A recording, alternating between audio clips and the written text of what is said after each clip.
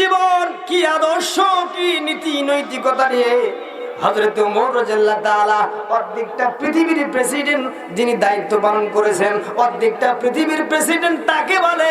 এই বাংলাদেশের 56,000 বর্গ কিলোমিটার যত বড় এই এরকম 61টা কিংবা 60টি বা 62টা দেশ যদি এক জায়গায় করা হয়, যত বড় দেশ হবে তত বড় দেশের অর্ধেকটা পৃথিবীর প্রেসিডেন্ট বলা হয় হযরত ওমরকে। বলেন সুবহানাল্লাহ।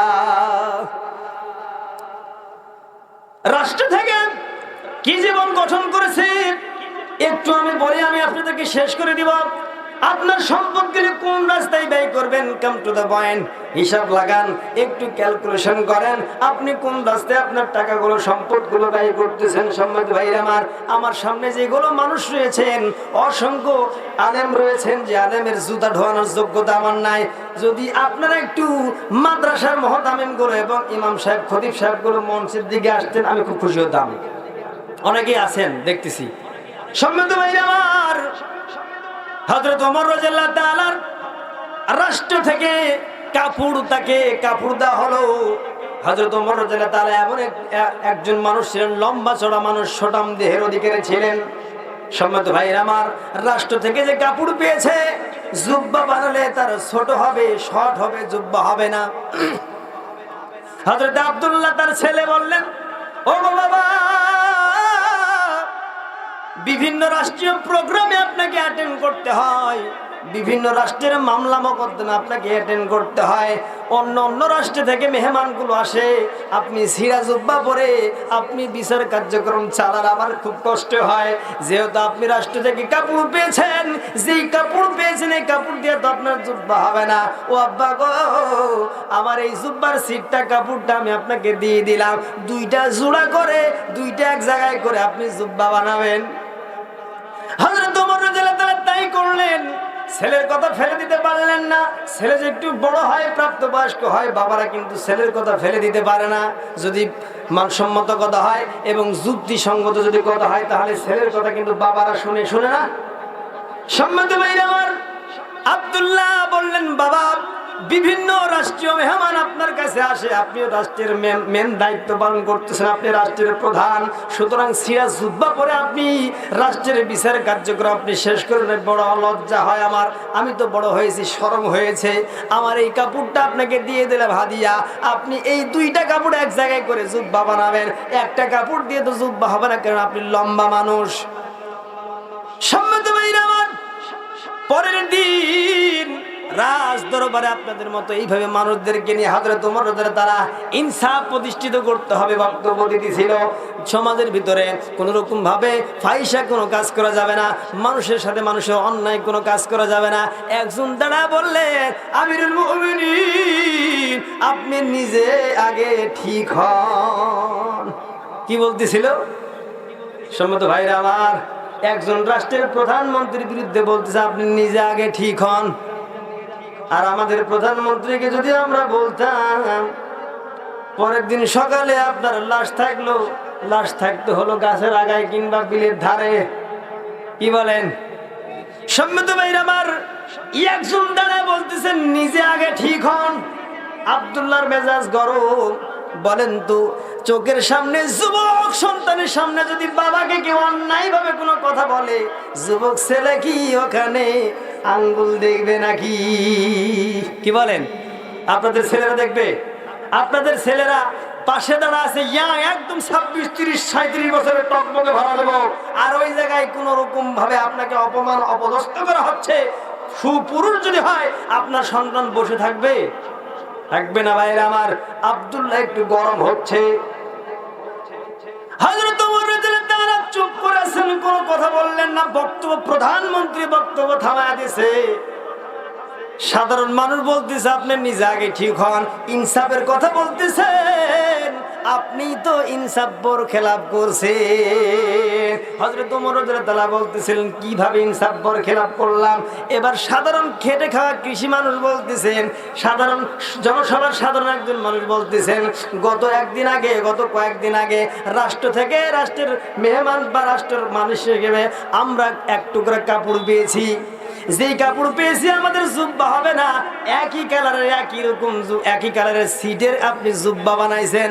অবশ্যই অবশ্যই আমার চাইতে আপনি হাইটে লম্বা মোটা সোটা মানুষ, আমাদেরই জুব্বা হয় না আর আপনি জুব্বা পরে আসছেন। অবশ্যই রাষ্ট্রের কাপড় আপনি চুরি করছেন। ওমর রাদিয়াল্লাহু তাআলার মুখটা মলিন হয়ে গেল।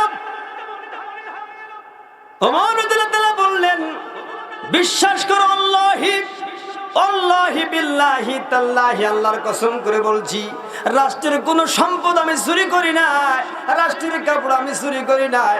আমার সন্তান আব্দুল্লাহকে বাদ বাকি কথা জিজ্ঞাসা করো, সে উত্তর দিবে। আব্দুল্লাহ দাঁড়ায় দাঁড়ায় হু হু করে কান্না করতেছিল, যুবক মানুষ কান্না করতেছিল আর বলতেছিল, ওগো রাষ্ট্রের মানুষ, আমার বাবা কাপড় তো দূরের চুরি করা তো দূরের কথা, আমার বাবা এক কিঞ্চিত পরিমাণ একটা দিরহাম পর্যন্ত আমার বাবা রাষ্ট্র থেকে লণ্ঠন করে নাই। বলেন সুবহানাল্লাহ। লোকটি জিজ্ঞেস করলেন, আমাদের জুব্বা হয় না, তোমার বাবা জুব্বা পরেছে একই সিট একই কালারের। আব্দুল্লাহ কান্না করতেছিল আর বলতেছিল, রাষ্ট্রের মানুষ হিসেবে আমি এক টুকরো কাপড় পেয়েছিলাম, আপনিও এক টুকরো কাপড় পেয়েছেন, প্রধানমন্ত্রী এক টুকরো কাপড় পেয়েছে। আমি যখন দেখলাম বাবা বিভিন্ন কনফারেন্সে যায়, বাবা বিভিন্ন রাষ্ট্রের মেহমান যখন আসে, বিভিন্ন মানুষের বড় বড় মানুষের সামনে কথা বলে, বিভিন্ন মানুষের সাথে রাজনৈতিক বৈঠক করে, আমার বাবা সিরাজ জুব্বা পরে থাকে। আমি যুবক মানুষ, আমার দেখে খুব লজ্জা করে, শরম করে। আমার বিবেক থেকে বলতেছে, রাষ্ট্র থেকে যখন কাপড় পেলাম, আমার বাবাকে একটা নতুন জামা বানা দেওয়া দরকার। এই জন্য আমার কাপড় থেকে আমি আমার এই কাপড়ের টুকরাটা আমার বাবাকে দান করে দিয়েছি, হাদিয়া দিয়েছি। ওই দুই টুকরা কাপড় এক জায়গায় করে আমার বাবা জুব্বা বানাইছে।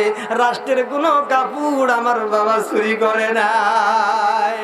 লোকটি তো করে কান্না শুরু করে দিলে, আল্লাহ তুমি মাফ করে দাও, ভুল হয়ে গেছে আল্লাহ। একজন রাষ্ট্রের প্রধানমন্ত্রীর বিরুদ্ধে আমি চুরির মামলা দিয়েছি, অথচ মিথ্যা প্রমাণ হলো।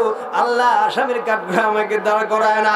যে ওমর বলেছে, তুরাত নদীর কিনারায় যদি একজন একটা কুকুরও যদি না খেয়ে মারা যায়, আল্লাহ রাব্বুল আমিন কিয়ামতের দিন আমি ওমরকে আসামির কাঠগড়ায় দাঁড় করায় দিবে। অথচ ওমরের জীবনী নিয়া তারা সামনে আইসা এমন কাজ করছে যে মাথা পিছু 3 লাখ টাকা করে ঋণ। জোরে চিৎকার দিয়ে বলেন ঠিক না ঠিক? কত টাকা যে তারা সুইস ব্যাংকে, এই ব্যাংকে, সেই ব্যাংকে জমা করছে গো, তার কোনো হুদিসই নাই। সম্মত ভাই আমার, ওই আলেমের জিহ্বা এইভাবে টেনে হেসে বের করে পিছন দিক দিয়ে প্যারাক মেরে দেওয়া হবে। যে আমরা কোরআনের সঠিক কথা মানুষকে ওপেন করে দেয় নাই। Open to policy to the international language in the হলে কোরআন। সবসময় সর্বদা সবসময় যদি কোনো মানুষ কোরআনের সঠিক কথা যদি ওপেন করে না করে, যদি গোপন করে, কিছু একটু বললো আর কিছু একটু মাইনাস করলো, সুদের বিরুদ্ধে বললো, ঘুষের বিরুদ্ধে বললো না, জেনার বিরুদ্ধে বললো, চুরির বিরুদ্ধে বললো না, ওই আলেমের জিহ্বা এই জায়গায় থেকে টেনে হেসে নিয়ে যা পিছনে প্যারাক মারা হবে। বলেন তো, যারা এই ধরনের কোরআন আয়াত যারা মাইনাস করা বক্তা স্যার, সম্মত ভাইরা আমার, আপনারাও জাহান্নামী, ওই সকল বক্তারাও যাবে জাহান্নামে, এতে কোনো সন্দেহ নাই। তাহলে আল্লাহ রাব্বুল আমিন বললেন, আমার দেওয়া সম্পদগুলি আমার রাস্তায় ব্যয় করো। আল্লাহ রাব্বুল আমিন কোরআনুল কারীমের সূরাতুল আল ইমরানের 92 নম্বর আয়াতে বলছেন, লান তানালুল বিররা হাত্তা তুনফিকু মিম্মা তুহিব্বুন। জোরে বলেন আল্লাহু আকবার। আল্লাহ বলছেন, তোমরা যা ভালোবাসো তা থেকে আমার রাস্তায় বিলিয়ে দাও এবং ক্ষয় করো। এখন দেখেন আমরা ভালোবাসি কোন জিনিসটা ভালোবাসি। এখন বলবেন, হুজুর আমি যে আংটি ব্যবহার করি এটা ভালোবাসি, আমি যে ঘড়ি ব্যবহার করি সেই ঘড়ি ভালোবাসি, আমি যে টুপি ব্যবহার করি সেই টুপি ভালোবাসি। আমার যে স্বর্ণ অলংকার রয়েছে সব কিছুকে আমি ভালোবাসি। আল্লাহ রাব্বুল আলামিন বলতেছেন যেই জিনিসটা তুমি বেশি ভালোবাসো ওই জিনিসটাই আমার রাস্তায় ব্যয় করে দাও। বলেন সুবহানাল্লাহ। আল্লাহ রাব্বুল আলামিন বলতেছেন এবং তোমরা যা কিছুই ব্যয় করো আল্লাহ রাব্বুল আমিন তা সত্য সর্বদা সব সময় সব প্রজ্ঞাময় এবং সব তা জানেন। বলেন সুবহানাল্লাহ। তারা আপনারা কোন রাস্তায় ব্যয় করবেন? আল্লাহ বলছেন যেই জিনিসটা আপনি সব চাইতে বেশি ভালোবাসেন ওই জিনিসটা আপনাকে দান করতে হবে। কোন রাস্তায়? আল্লাহর রাস্তায়। কোন রাস্তায়? এখন তো মন খারাপ হয়ে যাবে, হুজুর এতক্ষণ ভালোই ছিল, এখন কেন আসলেন আবার সম্পদের দিকে হাত বাড়ালেন, টাকার দিকে? মসজিদের কোটা যায়, পকেটে অনেক মানুষ হাত দেয়, 1000 টাকা লুট যখন বের হয় 1000 টাকা লুট ঠেলা মারে দেয়, 500 টাকা লুট ঠেলা মারলো, 200 টাকা লুট ঠেলা মারলো, 100 টাকার লুট ঠেলা মারলো, 50 টাকার লুট ঠেলা মারলো, 20 টাকার লুট ঠেলা মারলো, 10 টাকার লুটও ঠেলা মারলো। ওই যে হাত যে বেঁধে যায়, যেটা 5 টাকি ছিঁড়ে টেপ মারা এবং 2 টিকিট বা এসকিট যে হাত বেঁধে যায় এমন জোরে দেয়, কইটার এমন শব্দ হয় মনে করে ওই মনে হয় সব চাইতে বেশি দিল। মানুষ কিন্তু ওই দিকেই তাকায়, বাবরে যতগুলো পড়লো রে। সম্মত ভাইরা আমার, তাহলে মহব্বত করলেন 1000 টাকার লুটের উপরে। আল্লাহ রাব্বুল আমিন এই মানুষ যে এই টেন্ডেন্সি এই ট্রেডিশন চালু করবে, মানুষ যে সম্পদকে ভালোবাসবে সেই সম্পদকে এমনভাবে নিয়ে থাকবে যে সম্পদগুলো যেন কেউ নিতে না পারে। কিন্তু দুনিয়াতে এমন নিষ্ঠুর, আপনি আটলান্টিক মহাসাগরে যায়া এই 2 হাতটি দিয়ে এইভাবে পানি খামসায় ধরবেন আর আপনাকে বলা হবে আপনি যতখানি পানি আপনি এই জায়গা থেকে তুলতে পারবেন ততখানি পানি অনুযায়ী আপনাকে স্বর্ণ অলংকার দেওয়া হবে। সম্মত ভাইরা আমার, আমরা যারা লুভি বেশি, আমরা যাই এমন জোরে একটা থাবা মারবো, এত জোরে চেপে ধরবো, হাত খুলে দেখি আমাদের হাত একটু ভিজা ভিজা ভাব, তাছাড়া কিচ্ছু নাই। কি বলেন? এই দুনিয়াটা হলো পানির চাইতো সূক্ষ্ম জিনিস, পানির চাইতো হালকা জিনিস। যতই খামসা ধরেন না কেন আপনাকে ছেড়ে এই দুনিয়া আপনাকে ফাঁকি দিয়ে চলে যাবে।